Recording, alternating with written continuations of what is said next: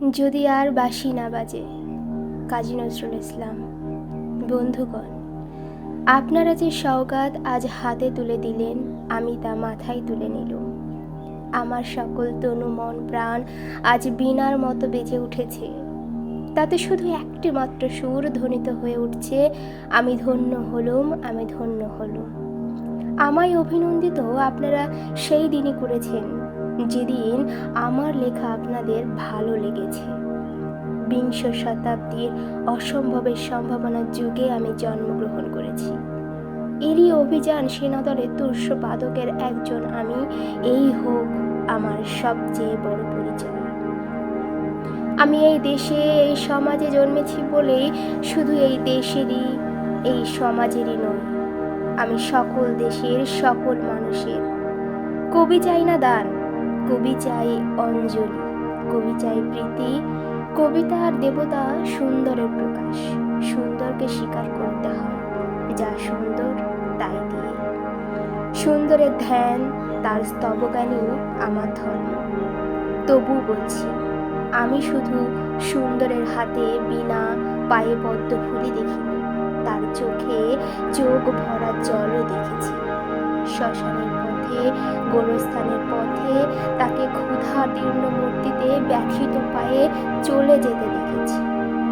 যুদ্ধভূমিতে তাকে দেখেছি, কারাগারের অন্ধকূপে তাকে দেখেছি, ফাঁসির মঞ্চে তাকে দেখেছি। আমাকে বিদ্রোহী বলে খামোখা লোকের মনে ভয় ধরিয়ে দিয়েছেন কেউ কেউ। এই নিরীহ যাত্রাকে আঁচড়ে কামড়ে তেড়ে নিয়ে বেড়াবার ইচ্ছা আমার কোনোদিনই নেই। আমি বিদ্রোহ করেছি, বিদ্রোহের গান গেয়েছি, অন্যায়ের বিরুদ্ধে, অত্যাচারের বিরুদ্ধে, যা মিথ্যা, কলুষিত, পুরাতন, পচা, সেই মিথ্যা সনাতনের বিরুদ্ধে, ধর্মের নামে ভণ্ডামি ও কুসংস্কারের বিরুদ্ধে।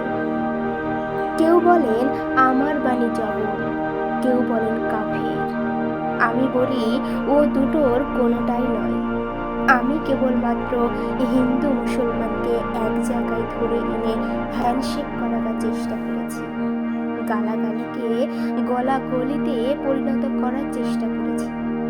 সে হাতে হাত মিলানো যদি হাতাহাতি চেয়ে অশোভনীয় হয়ে থাকে, তাহলে ওরা আপনি আলাদা হয়ে যাবে।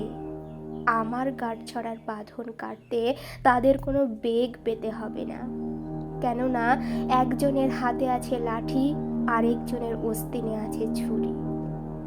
হিন্দু মুসলমানে দিনরাত হানাহানি, জাতিতে জাতিতে বিদ্বেষ, যুদ্ধ, বিগ্রহ। মানুষের জীবনে একদিকে কঠোর দারিদ্র্য, ঋণ, অভাব, অন্যদিকে লোভী অসুরের যক্ষের ব্যাংকে কোটি কোটি টাকা পাষাণ স্তূপের মতো জমা হয়ে আছে।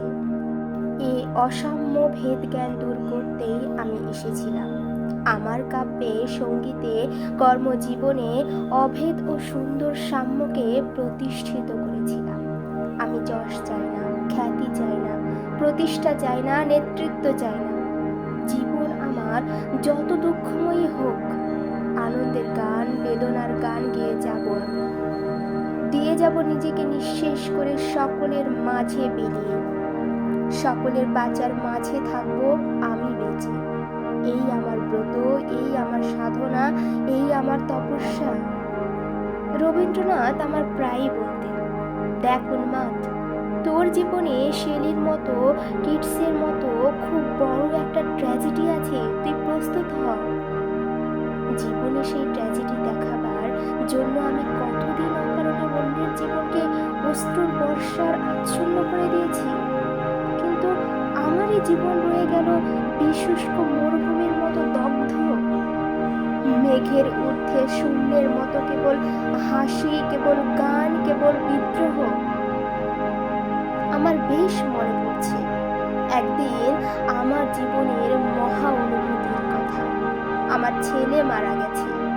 আমার মন তীব্র পুত্রশোকে যখন ভেঙে পড়ছে, ঠিক সেই দিনই, সেই সময় আমার বাড়িতে হাসনা হেনা ফুটেছে। আমি প্রাণ ভরে সেই হাসনা হেনার গন্ধ উপভোগ করেছিলাম। আমার কাব্য, আমার গান, আমার জীবনের অভিজ্ঞতার মধ্যে হতে জন্ম নিয়েছে। যদি কোনোদিন তোমাদের প্রেমের প্রবল টানে আমাকে আমার একাকিত্বের পরম শূন্য থেকে অসময়ে নামতে হয়, তাহলে সেদিন আমায় মনে করবেন না। আমি সেই নজরুল অনেক দিন আগে মৃত্যুর খিড়কি দুয়ার দিয়ে পালিয়ে গেছে। মনে করবেন পূর্ণত্বের তৃষ্ণা নিয়ে যে একটি অশান্ত তরুণ এই ধরায় এসেছিল, অপূর্ণতার বেদনায় তারই বিগত আত্মা যেন স্বপ্নে আমাদের মাঝে কেঁদে গেল। যদি আর বাঁশি না বাজে, আমি কবি বলে বলছি না, আমি আপনাদের ভালোবাসা পেয়েছিলাম সেই অধিকারে বলছি, আমায় আপনারা ক্ষমা করবেন, আমায় ভুলে যাবেন। বিশ্বাস করুন, আমি কবি হতে আসিনি, আমি নেতা হতে আসিনি, আমি প্রেম দিতে এসেছিলাম, প্রেম পেতে এসেছিলাম। সে প্রেম পেলাম না বলে আমি এই প্রেমহীন নিরস পৃথিবী হতে নীরব অভিমানে চিরদিনের জন্য বিদায় নিলাম। যেদিন আমি চলে যাব, সেদিন হয়তো বা বড় বড় সভা হবে, কত প্রশংসা, কত কবিতা বেরোবে হয়তো আমার নামে। দেশপ্রেমী, ত্যাগী, বীর, বিদ্রোহী, বিশেষণের পর বিশেষণ, টেবিল ভেঙে ফেলার থাপ্পড় মেরে বক্তার পর বক্তা। এই অসুন্দরের শ্রদ্ধা নিবেদনের প্রার্থ দিনে বন্ধু, তুমি যেন যেও না। যদি পারো চুপটি করে বসে আমার অলিখিত জীবনের কোনো একটি কথা স্মরণ করো। তোমার ঘরের আঙ্গিনায় বা আশেপাশে যদি একটি ঝরা পায়ে পেশা ফুল পাও, সেইটিকে বুকে চেপে বলো, বন্ধু আমি তোমায় পেয়েছি। তোমাদের পানে চাহিয়া বন্ধু আর আমি জাগিব না। কোলাহল করে সারা দিন মান কারো ধ্যান ভাঙিব না।